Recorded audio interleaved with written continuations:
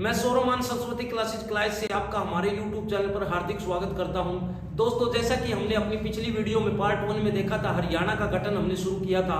हमने देखा था कि आजादी से पूर्व कैसे कैसे हरियाणा की मांग अलग अलग व्यक्तियों ने अलग अलग तरीके से उठाई। आज हम इसका पार्ट 2 देखेंगे, हरियाणा के गठन में आजादी के बाद। इसमें दोस्तों हमारा पहला पॉइंट क्या बनता है दोस्तों, पूछे गए यहाँ पर इंपॉर्टेंट पॉइंट्स बनते हैं कि आजादी से पहले हरियाणा की बदलती स्थिति क्या क्या थी।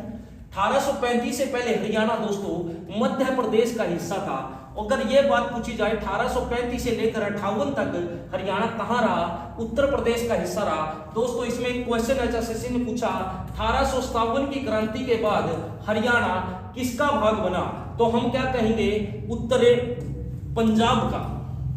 यहां पर पंजाब का, और यहां पर 1858 35 से लेकर 58 तक उत्तर प्रदेश का हिस्सा रहा। और उत्तर प्रदेश में दोस्तों कानपुर, अगर नाम पूछ लिया जाए तो हम बोलेंगे दोस्तों कानपुर का हिस्सा रहा।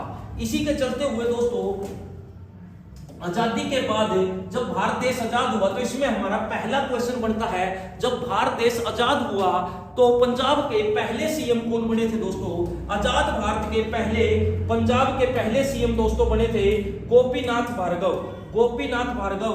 और यहां पर एक इंपॉर्टेंट पॉइंट बनता है दोस्तों, हरियाणा में गोपीचंद भार्गव का संबंध कहां से था, सिरसा थी। अगर दोस्तों इनका चुनावी हलका पूछा जाए तो दोस्तों वो है पुंडरी। चुनावी हलका पूछा जाए, चुनावी क्षेत्र अगर गोपीचंद भार्गव का पूछा जाए तो वो था दोस्तों पुंडरी। और इनका संबंध था हमारे सिरसा से, पंजाब के पहले सीएम आजादी के बाद। दोस्तों 1947 में भारत आजाद हुआ और उसके बाद एक साल बाद 1948 में मास्टर तारा सिंह ने अपने पत्र, इनका एक पत्र है दोस्तों, इनका नाम भी एचएसएससी ने काफी बार यहां से क्वेश्चन उठाया है कि कौन सा पत्र है, अजीत पत्र में पंजाबी सूबा से भी आके सिख राज्य बनाने की मांग की। और ये दोस्तों ये वो शख्स थे मास्टर तारा सिंह। 1948 के बाद दोस्तों 1948 के दौरान ही हिसार से एक समाचार पत्र है जिसका नाम था दोस्तों ज्ञान उदय समाचार पत्र। ज्ञान उदय समाचार पत्र बड़ा ही इंपॉर्टेंट बन जाता है दोस्तों। ये हिसार से प्रकाशित किया, और किसके द्वारा प्रकाशित किया दोस्तों, ब्रह्मानंद जी के द्वारा। दोस्तों यहां पर एक साल का गैप आ रहा है। 1947 में भारत आजाद हुआ और 1948 में एक साल बाद मास्टर तारा सिंह ने अपने अजीत पत्र में पंजाबी सूबा से भी आके सिख राज्य की मांग रखी। उसके एक साल बाद 1949 में दोस्तों 1949 में एक बड़ा ही फेमस फॉर्मूला, जिसमें हरियाणा के में कई बार क्वेश्चन आया है, भीमसेन सच्चर फॉर्मूला। दोस्तों इसको देखते हैं कि भीमसेन सच्चर फॉर्मूला क्या है। दोस्तों ये पंजाब के सीएम थे 1949 में। पंजाब के सीएम अगर पूछा जाए तो उस समय भीमसेन सच्चर थे दोस्तों। और ये फॉर्मूला लेके आए थे, ये दोस्तों फॉर्मूला लेके आए थे 1 अक्टूबर 1949। ये क्वेश्चन काफी बार पेपर में आया और इसी को दोस्तों क्षेत्रफल फॉर्मूला बोला जाता है। और ये फॉर्मूला दोस्तों इन्होंने आधार बनाया था भाषा का। इन्होंने 2 भाषा बताई थी, एक तो पंजाबी क्षेत्र और एक दूसरा हिंदी क्षेत्र। लेकिन दोस्तों ये असफल रहा, जनता का आक्रोश के कारण दोस्तों यह असफल रहा। 1 अक्टूबर 1949 को सच्चर फॉर्मूला भीमसेन सच्चर के अंतर्गत पंजाब प्रांत को 2 क्षेत्र में दोस्तों विभाजित किया गया, पंजाबी और हिंदी। हिंदी क्षेत्रीय समिति के अध्यक्ष, यहां से इंपोर्टेंट क्वेश्चन बनता है दोस्तों, हिंदी क्षेत्रीय समिति के अध्यक्ष बलवंत तायल को चुना गया। इंपोर्टेंट क्वेश्चन दोस्तों अगर पूछा जाए सच्चर फॉर्मूला के तहत हिंदी क्षेत्रीय समिति के अध्यक्ष किसको बनाया गया, तो हम बोलेंगे दोस्तों बलवंत त्याल। और दोस्तों यहां पर ये असफल इसलिए रहा था क्योंकि हरियाणा वाले लोगों ने कहा कि हम पंजाबी क्यों बोले, और पंजाब के लोग ये बोले थे कि हम हिंदी क्यों बोले। इस का बड़ा ही विवाद रहा। और हिंदी क्षेत्र में अगर पूछा जाए, हरियाणा में इंपोर्टेंट क्वेश्चन बनता है, हिंदी क्षेत्र में हरियाणा के रोहतक जिला और हिसार जिला सबसे ज्यादा प्रभावी थे। 2 जिले का नाम हमें याद रखना है दोस्तों। हिंदी क्षेत्र में सच्चर फॉर्मूला के अंतर्गत 2 जिले आते हैं हरियाणा के, रोहतक और हिसार। दोस्तों ये कहानी चल रही है, देखो ये कहानी स्टार्ट होती है 47 से, एक साल बाद 48 में, और फिर 48 के बाद 49 में। 1 अक्टूबर 1949 को भीमसेन सच्चर फॉर्मूला। उसके दोस्तों 4 साल बाद ये संघर्ष चलता रहता है और 1953 में एक आयोग आता है, पूरे भारत में आयोग आता है दोस्तों, राज्य पुनर्गठन आयोग। बहुत सारे राज्य बनाए गए थे इसके तहत दोस्तों 22 दिसंबर 1953 में, जिसके अध्यक्ष थे हमारे न्यायाधीश सैयद फजल अली की अध्यक्षता में, प्रथम राज्य पुनर्गठन आयोग का गठन किया गया। दोस्तों इसकी तारीख बड़ी ही इंपॉर्टेंट है और पेपर में कई बार पूछी है, 22 दिसंबर 1953। इस आयोग के दोस्तों 3 सदस्य थे, ये इंपॉर्टेंट बनते हैं। ये 3 सदस्य थे, न्यायमूर्ति फजल अली, हृदयनाथ कुंजरू और के.एम. पाणिकर। दोस्तों इस आयोग के 3 सदस्य थे राज्य पुनर्गठन आयोग के। ये पूरे भारत में लागू हुआ था दोस्तों। इस आयोग ने 30 दिसंबर 1955 को अपनी रिपोर्ट सौंपी और 1955 में ही यहां से रोहतक में आए थे हमारे फजल अली, और इसकी अध्यक्षता दोस्तों फजल अली कर रहे थे, इसलिए इस आयोग का दूसरा नाम भी आता है फजल अली आयोग के नाम से। फजल अली आयोग के नाम से इसको जाना जाता है। राज्य पुनर्गठन आयोग का हमें तारीख याद रखनी है दोस्तों, 22 दिसंबर 1953, और इसमें 3 सदस्य हैं, न्यायमूर्ति फजल अली, हृदयनाथ कुंजरू और के.एम. पाणिकर।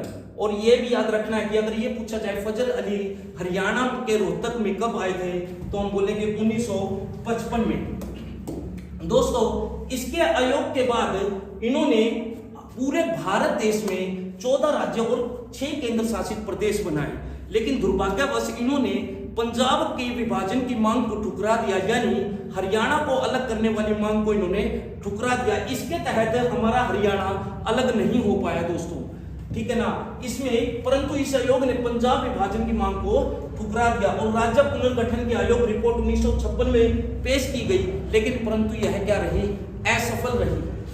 हरियाणा को इस समय पेप्सू के नाम से जाना जाता था। यहाँ दोबारा से एक इंपॉर्टेंट क्वेश्चन, बड़ा ही फेमस क्वेश्चन है दोस्तों, हरियाणा को पेप्सू के नाम से किस समय जाना जाता था, 1956 में। और दोस्तों इस समय हरियाणा की राजधानी अगर पूछ ली जाए, हरियाणा की राजधानी अगर पूछ ली जाए तो शिमला थी।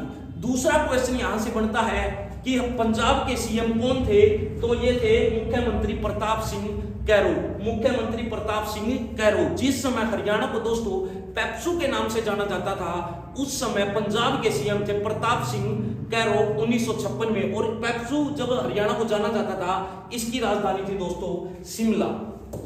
उसके बाद दोस्तों मास्टर ताराचंद का दोबारा से एक 1960 में एक योजना बनाई, जिसका नाम है आजाद पंजाब योजना, और इसका उद्देश्य था पंजाब के पश्चिमी एवं पूर्वी भाग को अलग करके सिख बहुसंख्य राज्य बनाना। मास्टर ताराचंद के उग्र आंदोलन के कारण उन्हें शीघ्र गिरफ्तार कर लिया गया, जिसके बाद संत फतेह सिंह दोस्तों, संत फतेह सिंह ने आंदोलन का नेतृत्व किया और आत्मदाह की धमकी दी। उसके बाद दोस्तों यहां पर जैसे ही ये मांगे चल रही हैं, जैसे हमने देखा भीमसेन सच्चर फॉर्मूला आया 1 अक्टूबर 1949 को। उसके बाद 1960 में मास्टर ताराचंद ने आजाद पंजाब योजना बनाई। क्वेश्चन यहां से बनेगा दोस्तों, आजाद पंजाब योजना के नेतृत्वकर्ता कौन थे, मास्टर ताराचंद। और इनके बाद उग्र आंदोलन के कारण इनको गिरफ्तार कर लिया, और फिर उसके बाद इस आंदोलन को आगे बढ़ाया संत फतेह सिंह ने। इस तरफ हरियाणा के लोगों ने भी अपनी आवाज को बुलंद करना दोस्तों स्टार्ट कर दिया था। हरियाणा के पक्ष में अपनी बुलंद आवाज की यहाँ पर एक नाम निकल के आता है दोस्तों, चौधरी देवीलाल। इसलिए दोस्तों चौधरी देवीलाल को हरियाणा का जनक कहा जाता है। इसी तरफ से यहाँ पर एक क्वेश्चन बन जाता है, हरियाणा का जनक के नाम से कौन जाने जाते हैं, तो दोस्तों हम कहेंगे चौधरी देवीलाल को जाना जाता है। इनको दोस्तों ताऊ देवीलाल, इनका उपनाम ताऊ भी बोलते हैं इनको हरियाणा में, तो पूरा नाम ताऊ चौधरी देवीलाल। उसके बाद दोस्तों एक समिति का गठन होता है, जिसका नाम है सरदार हुकम सिंह समिति। ये भी बड़ी इंपॉर्टेंट है दोस्तों, इसने भी हरियाणा के को अलग करने की मांग में पड़ी। 23 सितंबर 1965 को सरदार हुकम सिंह लोकसभा के स्पीकर भी थे दोस्तों, और उसी समय एक समिति बनाई गई सरदार हुकम सिंह समिति। और अगर ये पूछा जाए सरदार हुकम सिंह कौन थे दोस्तों, ये 1965 में लोकसभा के स्पीकर भी थे। उसके चलते ही इन्होंने एक आयोग बनाया जिसका नाम था पंजाब सीमा आयोग गठन। दोस्तों हुआ क्या था कि केंद्र सरकार ने इनको बोल दिया गया कि भाई एक समिति बनाओ, सरदार हुकुम सिंह समिति, और पंजाब और हरियाणा को अलग करने का प्रोसेस शुरू कर दो। तो इन्होंने अपने अंडर एक समिति बनाई जिसका नाम आया पंजाब सीमा आयोग गठन, और इसकी तारीख है दोस्तों 23 अप्रैल 1966। देखो दोस्तों ये एक साल का गैप दोबारा से आया, हमें कुछ नहीं करना। देखो 23 सितंबर 1965 है, इसके एक साल बाद 1966 23 तारीख ऐसे कैसे, बस यहाँ पर क्या रखना है अप्रैल। और दोस्तों इसके तहत इन्होंने पंजाब सीमा आयोग ने अपनी रिपोर्ट 31 मई 1966 को पेश की, और जिसके तहत इन्होंने बताया कि पंजाब और हरियाणा को अलग किया जाए। और इस समिति, ये जो सरकार हुकुम समिति थी, इस सदस्य थे, इसको जेसी शाह समिति के नाम से जाना जाता है। और जेसी शाह समिति में दोस्तों 3 सदस्य थे, जेसी शाह समिति में भी 3 सदस्य थे। देखो दोस्तों इससे पहले एक राज्य पुनर्गठन आयोग आया था जो केंद्र का था, उसमें भी 3 सदस्य थे। और जो ये आया है जेसी शाह समिति, इसमें भी कितने सदस्य हैं? 3 सदस्य हैं। और इनका जेसी शाह समिति, जेसी शाह दोस्तों हमारे सुप्रीम कोर्ट के मुख्य न्यायाधीश थे। इनका पूरा नाम अगर पूछा जाए तो जयंतीलाल छोटेलाल शाह है, दूसरा एस दत्त और तीसरा है MM फिलिप। तो इस जेसी शाह समिति के नाम से इसको जाना जाता है दोस्तों। और इसके 3 सदस्य, हरियाणा ने इससे काफी बार क्वेश्चन पूछा है कि जेसी शाह समिति के सदस्य कितने थे? 3 सदस्य थे दोस्तों, जेसी शाह, एस दत्त और MM फिलिप। जेसी शाह का पूरा नाम है दोस्तों जयंतीलाल छोटेलाल शाह। उसके बाद दोस्तों 27 अगस्त 1966 को जेसी शाह रिपोर्ट को क्या मिल गई? मंजूरी। ये क्वेश्चन भी बड़ा इंपॉर्टेंट बनता है दोस्तों कि भाई जेसी शाह समिति को मंजूरी कब मिली? तो 27 अगस्त 1966 को जेसी शाह रिपोर्ट को मंजूरी दी गई। और उस समय दोस्तों अगर पूछा जाए कि राष्ट्रपति कौन थे, तो वो थे हमारे सर्वपल्ली राधाकृष्णन। इस आयोग का कार्य क्या था दोस्तों? जो ये आयोग बनाया गया था, इसका कार्य था हरियाणा पंजाब की सीमा का सीमांकन करना था। इस आयोग की सिफारिश पर, यह डेट बड़ी इंपॉर्टेंट दोस्तों, काफी बार पेपर में आया, 18 सितंबर 1966 को एक अधिनियम बनाया गया दोस्तों, पंजाब पुनर्गठन अधिनियम, जिसे 18वें संविधान संशोधन विधेयक के रूप में गुलजारी लाल नंदा दोस्तों गृह मंत्री थे उस समय, और कहां पेश कर दिया? संसद में पेश कर दिया। दोस्तों अगर गुलजारी लाल नंदा की बात करूं, ये हमारे देश के दो बार पीएम बन चुके हैं दोस्तों, 2 बार प्रधानमंत्री रह चुके हैं। और ये प्रधानमंत्री थे कार्यवाहक के रूप में इनको प्रधानमंत्री बनाया जा चुका है हमारे देश का 2 बार दोस्तों। पहली बार जो हमारे पहले प्रधानमंत्री थे जवाहरलाल नेहरू, दूसरे नंबर पे इनको बनाया गया था गुलजारी लाल नंदा। उसके बाद तीसरे नंबर पे आते हैं हमारे लाल बहादुर शास्त्री, और लाल बहादुर शास्त्री की मृत्यु के बाद हमारे दोबारा से गुलजारी लाल नंदा को प्रधानमंत्री बनाया गया था। उसके बाद इनको गृह मंत्री बनाया गया था दोस्तों। और उस समय जब ये गृह मंत्री थे और ये जो हमारा चला हुआ था, उस समय दोस्तों हमारे देश के प्रधानमंत्री थी इंदिरा गांधी। जेसी शाह समिति की सिफारिश सरदार हुकुम सिंह ने की थी। ये बड़ा इंपॉर्टेंट क्वेश्चन है, जेसी शाह समिति की सिफारिश करने वाले कौन थे? सरदार हुकुम सिंह। उस समय भारत की प्रधानमंत्री कौन थी? इंदिरा गांधी। जिसके परिणाम स्वरूप दोस्तों 1 नवंबर 1966 को 18वें संविधान संशोधन, ये याद रखना दोस्तों, कौन सा संशोधन है? 18वां संविधान संशोधन के तहत भारत को 17वें राज्य हरियाणा का निर्माण हुआ।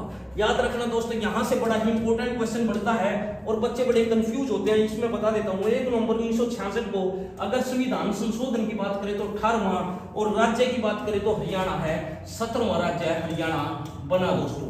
इससे पहले दोस्तों एक राज्य पुनर्गठन अधिनियम आया था, जिसके अंतर्गत 14 राज्य और एक केंद्र शासित प्रदेश था। 6 केंद्र शासित प्रदेश थे, लेकिन वो संविधान संशोधन था 7वां। लेकिन जिसके तहत हरियाणा बना है वो संविधान संशोधन है 18वां, और राज्य है हमारा 17वां। दोस्तों राज्य है हरियाणा 17वां, हरियाणा राज्य का निर्माण हुआ। अब देखो दोस्तों, हरियाणा गठन से जुड़े काफी कुछ है जो महत्वपूर्ण तथ्य हरियाणा पूछे जाते हैं, इनको सबको यहाँ पर इस वीडियो में कवर किया गया है। आजादी के समय पहला क्वेश्चन ये बनता है दोस्तों, आजादी के समय पंजाब के सीएम गोपीचंद भार्गव थे, तो वो हरियाणा में कहां से संबंध रखते थे? सिरसा से। अगर इनका चुनाव क्षेत्र पूछा जाए दोस्तों, गोपीचंद भार्गव का अगर चुनाव क्षेत्र पूछा जाए वो तो हमारा पुंडरी। गोपीचंद भार्गव के समय भारत में पहली बार पंजाब राज्य में राष्ट्रपति शासन लगा था। ये भी बड़ा इंपॉर्टेंट क्वेश्चन है दोस्तों। पंजाब में गोपीचंद भार्गव के समय भारत में, पूरे भारत में दोस्तों पहली बार पंजाब राज्य में क्या लगा था? राष्ट्रपति शासन 1951 के समय दोस्तों, 1951 के समय। देखो दोस्तों, जब भारत देश आजाद हुआ 1947 में पंजाब के पहले सीएम बने, पंजाब के पहले सीएम बने गोपीचंद भार्गव, गोपीचंद भार्गव। और ये दोबारा से बने थे दोस्तों 1951 में दोबारा से बने थे, जिस समय पूरे भारत में सबसे पहले राष्ट्रपति शासन दोस्तों पंजाब में लगा था। पूरे भारत में पहली बार राष्ट्रपति शासन पंजाब में लगा था और वो गोपीचंद भार्गव के समय ही लगा था। अगर ये पूछा जाए दोस्तों, पूरे भारत की बात कर रहा हूं, अगर भारत में पूछा जाए ना किस राज्य में सबसे अधिक बार अभी तक राष्ट्रपति शासन लगा है, तो हम बोलेंगे दोस्तों उत्तर प्रदेश। उत्तर प्रदेश में अब तक 10 बार राष्ट्रपति शासन लग चुका है। और हरियाणा की अगर मैं बात करूं, हरियाणा में दोस्तों 3 बार राष्ट्रपति शासन लगा है। और पूरे भारत में सबसे ज्यादा अधिक राष्ट्रपति शासन लगा है दोस्तों उत्तर प्रदेश में। 1 अक्टूबर, देखो दोस्तों ये सीएम की लिस्ट है, जब गोपीचंद भार्गव थे, जब आजादी के समय गोपीचंद भार्गव थे।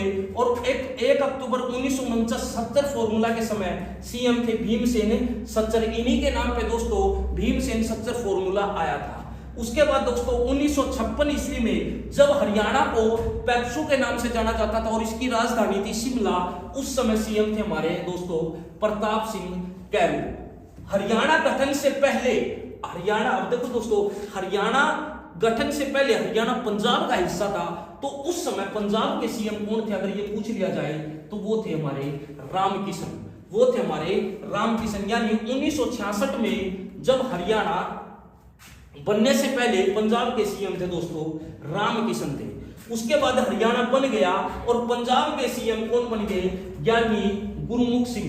याद रखना दोस्तों, जब हरियाणा पंजाब से अलग हो गया उस समय पंजाब के सीएम थे ज्ञानी गुरमुख सिंह। और हमारे हरियाणा के पहले मनोनीत सीएम थे दोस्तों पंडित भगवत दयाल शर्मा। हरियाणा के पहले मनोनीत सीएम थे दोस्तों पंडित भगवत दयाल शर्मा। अगर निर्वाचित पूछा जाए दोस्तों, निर्वाचित हरियाणा के पहले निर्वाचित सीएम है दोस्तों राव वीरेंद्र सिंह। ये हमारे हरियाणा के पहले मनोनीत सीएम थे और ये थे पंडित भगवत दयाल शर्मा।